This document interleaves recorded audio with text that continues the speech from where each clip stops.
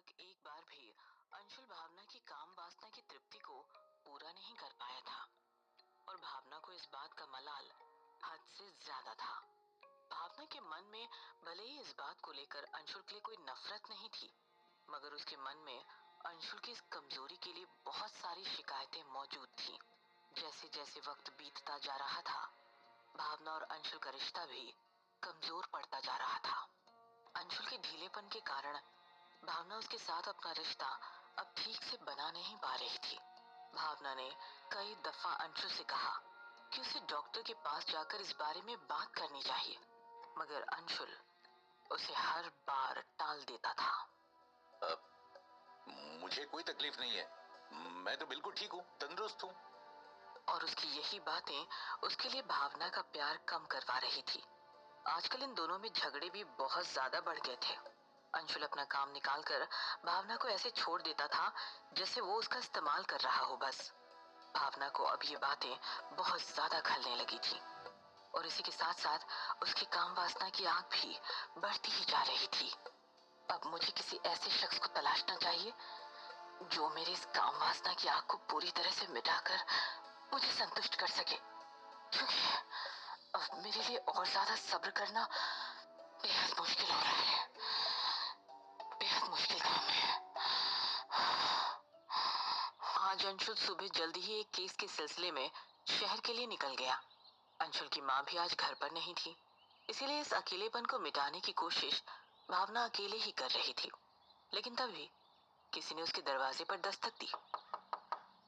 बाहर की दस्तक सुनते ही भावना ने अपनी साड़ी ठीक की और जाकर दरवाजा खोला। दरवाजे पर हर्ष को देखते ही भावना की निगाहें कुछ देर फिर से उस पर अटक गई। भाभी जी, भाभी जी। हाँ हर्ष जी, बोली क्या काम था? वो आप क्या कर रही थी? मैं कुछ नहीं, बस बैठी बैठी टीवी देख रही थी। कुछ काम था क्या?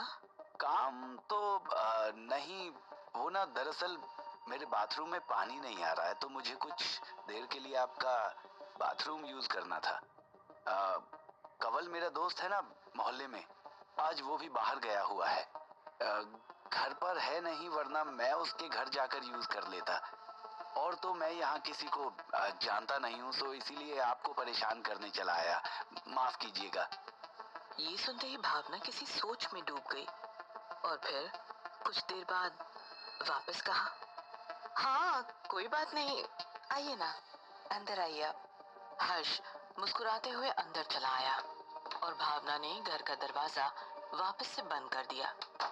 इसके बाद भावना ने हर्ष को बाथरूम दिखा दिया और खुद जाकर बाहर बरामदे में बैठी उसके आने का इंतजार करने लगी, मगर साथ ही हर्ष के बारे में सोच सोच कर खुश होने लगी। ये बहुत सही मौका मिला है तुझे भावना, और हर्ष इसके लिए तुझे कभी मना भी नहीं करेगा और किसी से कहेगा भी नहीं। सिर्फ हर्ष ही है इस मोहल्ले में जो तेरी इस काम वासना की इच्छा को पूरा कर सकता है, और आज तो न ये है न माली। एक बार तो जाकर देखना चाहिए। जाती हूँ। और अपने आप में इतना कुछ सोचने के बाद भावना चुपके से दबे पांव बाथरूम की तरफ बढ़ने लगी, मगर दरवाजा पूरी तरह से अंदर से बंद था, इसीलिए वो कहीं से भी कुछ भी नहीं देख सकती थी। मगर वो जैसे जैसे दरवाजे के नजदीक पहुंचती जाती थी, अंदर से हर्ष की हल्की हल्की आवाजें आती जाती थी। और ये आवाज सुनकर भावना को काफी हैरानी होने लगी और वो दरवाजे को कान लगाकर इन आवाजों का मतलब समझने लगी। काफी देर तक इसी तरह से कान लगाए खड़े रहने के बाद उसे महसूस हुआ कि हर्ष अंदर कुछ गलत कर रहा है, और ये जानकर उसे और भी ज्यादा खुशी हुई। भावना अभी गौर से और कुछ सुनना ही चाहती थी कि इतने में हर्ष ने एकदम से बाथरूम का दरवाजा खोला और भावना को सामने देखकर एकदम से घबरा गया। भावना भी अपने आप को यहाँ देखकर नजरें चुराने लग गई। आप यहाँ क्या कर रही हैं भाभी जी? वो मैं देख रही थी कि आप यहाँ क्या करने आए हो। क्या? ये क्या कर रही हैं आप? नहीं, मेरा मतलब कि मैं तो बस ये पूछने आई थी कि बाथरूम में पानी आ रहा है या नहीं, क्योंकि मुझे अभी पता चला कि घर के किसी दूसरे बाथरूम में पानी नहीं आ रहा, इसीलिए।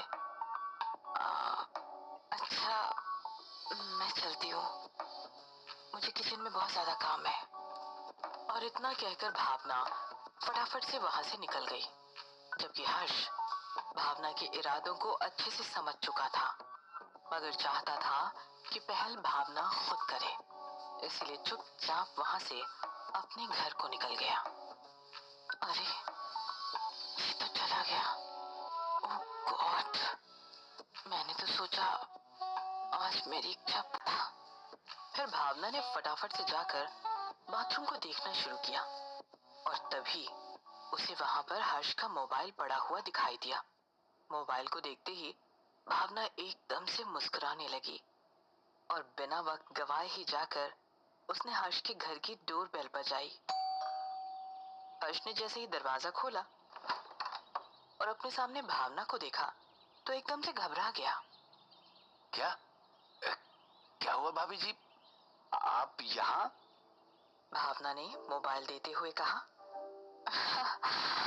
"आ, वो आपका मोबाइल हमारे बाथरूम में रह गया था, तो मैं बस वही देने आई हूँ, लीजिए। हर्ष ने भी मोबाइल लेते हुए कहा। ओह, आई एम सॉरी। आइए ना भाभी जी, अंदर आइए। आप इस तरह से बाहर क्यों खड़ी हैं? नहीं, वो मुझे घर पर काम है, सो। हर्ष ने भावना की बात को बीच में ही काट दिया और कहा, तो क्या, काम तो हर रोज ही होते हैं, और वैसे भी पहली बार आई हैं। आज आप हमारे घर तो बिना चाय पिए तो मैं आपको जाने देने वाला नहीं। आइए ना प्लीज। भावना भी उसकी बात मानकर अंदर आ गई। ओके ओके, ठीक है, आती हूँ। और इसके बाद हर्ष ने अंदर से दरवाजा बंद कर दिया। यह हर्ष का एक छोटा सा घर था, और वो यहाँ अकेला ही रहता था। हर्ष दूर के एक छोटे से गांव से बिलोंग करता था, इसीलिए अपनी पढ़ाई पूरी करने के लिए यहाँ शहर में आया था। भावना ने एक नजर से घर को देखना शुरू किया। घर में सिर्फ 2 ही कमरे थे, एक किचन और छोटा सा बरामदा भी था। घर में हर्ष का सारा सामान यूं ही कहीं कहीं बिखरा पड़ा था, जिसे देखकर भावना मुस्कुराई जा रही थी। हर्षी, आप यहाँ अकेले ही रहते हैं? हर्ष ने बिखरी चीजों को ठीक करते हुए कहा। हाँ, वो बस फैमिली मेरी गांव में रहती है, इसलिए ये सब चीज यहाँ वहाँ पड़ी हुई हैं। भावना ने हंसते हुए जवाब दिया। कोई बात नहीं, अच्छा है वैसे आपका घर, बहुत अच्छा है। और मैं? हाँ, आप भी। हर्ष ने अपना कमरा दिखाते हुए कहा। जी, ये है मेरा कमरा। सॉरी, यहाँ की चीजें यहाँ वहाँ बिखरी हुई हैं। खैर, आप बैठिए यहाँ, मैं फटाफट से आपके लिए चाय बना कर लाता हूँ। भावना ने कमरे को देखते हुए कहा। जी ठीक है, मैं इंतजार करती हूँ। भावना ने अब हर्ष के कमरे को ठीक से देखना शुरू किया। उसके सारे कपड़े यहाँ वहाँ जमीन पर बिखरे हुए पड़े थे। उसके किसी भी सामान की कोई जगह नहीं थी, सब ऐसे ही धरे हुए पड़े थे। भावना जाकर बेड पर बैठ गई और हर्ष के आने का इंतजार करने लगी। फिर कुछ देर में हर्ष भी दौड़ता हुआ हाथ में चाय के 2 कप लिए हुए अंदर चला आया। हर्ष ने कप भावना की तरफ बढ़ाते हुए कहा, अब लीजिए आपकी चाय। शुक्रिया।